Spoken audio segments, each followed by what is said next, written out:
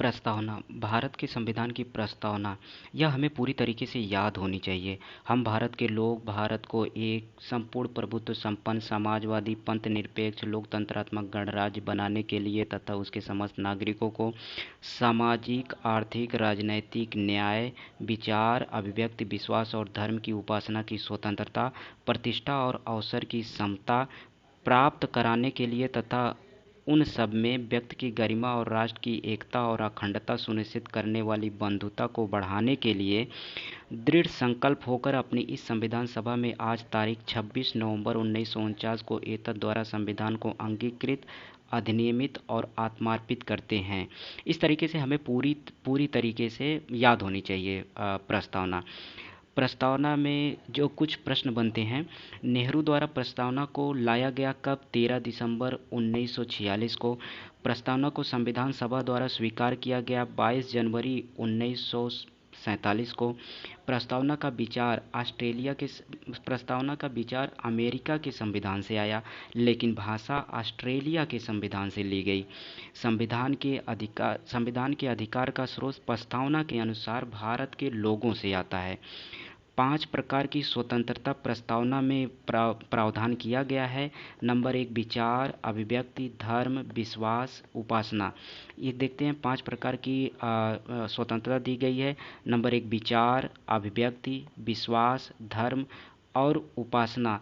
इस प्रकार से 5 प्रकार की स्वतंत्रता हमारे प्रस्तावना में प्रावधान किया गया है। ठीक है। 3 प्रकार के न्याय की प्रावधान किया गया है, सामाजिक न्याय, राजनैतिक न्याय, आर्थिक न्याय, और ये रूस की क्रांति से ली गई है। सामाजिक न्याय का मतलब ये होता है कि जाति, रंग, धर्म, लिंग के आधार पर हम किसी के साथ भेदभाव का व्यवहार नहीं कर सकते हैं। जैसे एसटी लोग हुए, एसटी, ओबीसी, और महिलाओं की स्थिति में सुधार स्टेट करेगा। और राजनैतिक न्याय की जब हम बात करते हैं तो हर व्यक्ति की ऐसी सरकार होगी कि हर सरकार तक हर व्यक्ति की पहुंच का अधिकार दिया जाएगा। 2 प्रकार की समता का प्रावधान किया जाएगा, प्रतिष्ठा, अवसर। प्रस्तावना का क्रम, इन शब्दों को एक क्रम के अनुसार, प्रस्तावना में इन शब्दों का जो क्रम है वही क्रम हमें याद होना चाहिए। न्याय का क्रम, सबसे पहले न्याय आता है, स्वतंत्रता आती है, समता आती है और बंधुत्व आता है। न्याय वही जो रूस की क्रांति से ली गई है। स्वतंत्रता, समता और बंधुत्व ये फ्रांस की क्रांति से ली गई है। देखिए, सबसे पहले प्रस्तावना में सबसे पहले न्याय दिया है, फिर स्वतंत्रता दी है, फिर 3 समता दिया है, फिर 4 बंधुता दिया है। तो इस प्रकार से इस शब्दों के क्रम को हमें याद रखना है। इसके बाद क्या प्रस्तावना संविधान का भाग है?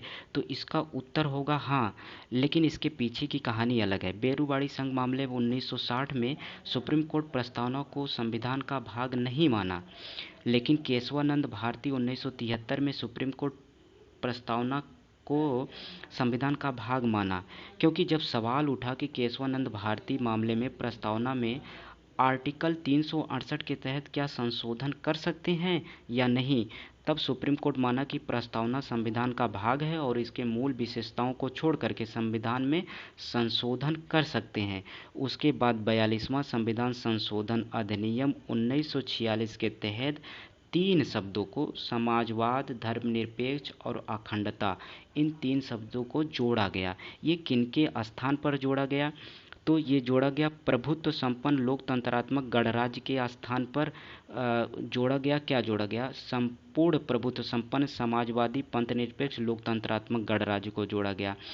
और राष्ट्र की एकता के स्थान पर अखंडता शब्द को जोड़ा गया। राष्ट्र की एकता के स्थान पर अखंडता शब्द को जोड़ा गया। ठीक है। अब संवैधानिक जो विशेषज्ञ थे वो प्रस्तावना के बारे में कुछ कथन कहे। प्रस्तावना संविधान का परिचय पत्र है, N.A. पालकीवाला ने कहा।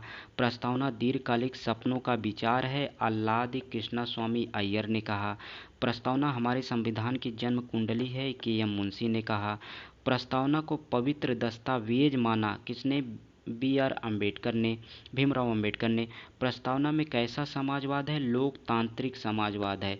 लोकतांत्रिक का मतलब होता है कि सर्वोच्च शक्ति जनता के हाथ में है। प्रस्तावना गैर न्यायिक है। गैर न्यायिक का मतलब होता है कि जिसको न्यायालय में हम चुनौती नहीं दे सकते।